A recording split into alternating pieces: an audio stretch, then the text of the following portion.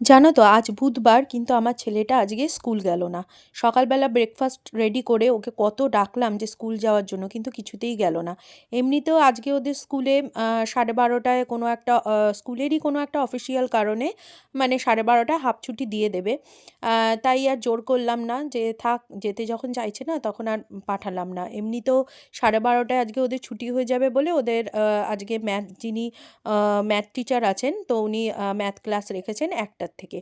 তো 1টার সময় তো পড়তে যেতেই হবে। তাই আর জোর করলাম না, যে সকালবেলা ঠিক আছে, যখন যেতে চাইছে না থাক। তো কালকে রাতে আমার হাজব্যান্ড বাজার থেকে 2 রকমের মাছ, 2 রকমের না 3 রকমের মাছ নিয়ে এসেছে।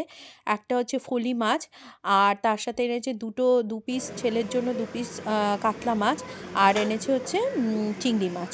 তো এই দেখো ছেলে পড়তে চলে যাচ্ছে। আহ,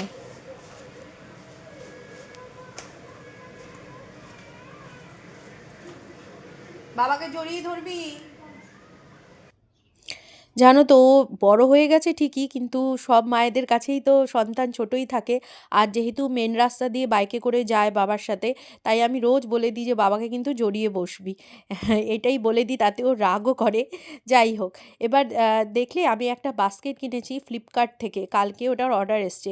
এই বাস্কেটটা কিন্তু খুব ভালো, মানে রাত্রেবেলা যখন বাসন টাসন ধুয়ে ওই মানে গ্যাসের পাশেই তো উপর করে রেখে দিই, তো স্ল্যাবটা পুরোটা না জলে ভিজে থাকে। তো এই বাস্কেটটা দেখলাম খুব সুন্দর, বাস্কেটটার নিচে একটা ট্রের মতো আছে। সেই ট্রেটার মধ্যে কিন্তু বাসনের যত জল আছে ওটার মধ্যে পড়ে, ওটা দিয়ে জলটা আবার পাস হয়ে যায় নিচে। তো বাসনগুলো খুব সুন্দর দেখলাম, পরিষ্কার হয়ে যাচ্ছে। তো দেখো ওইদিকে চিংড়ি মাছটাও ভেজে নিলাম। আর এইদিকে এনেছিল মেথি শাক, মেথি শাকটা বেগুন দিয়ে করবো, তাই শাকটাকে ভালো করে আগে বেছে নিলাম, বেছে নিয়ে তারপরে ভালো করে কেটে তারপরে ওটাকে জল দিয়ে ভালো করে ধুয়ে নেব। মেথি শাক বেগুন দিয়ে কিন্তু শীতকালে কিন্তু মেথি শাক কিন্তু আমার বাড়িতে প্রায় বলতে গেলে প্রতিদিনই হচ্ছে, কারণ আমার হাজব্যান্ডের একটু সুগারের প্রবলেম আছে।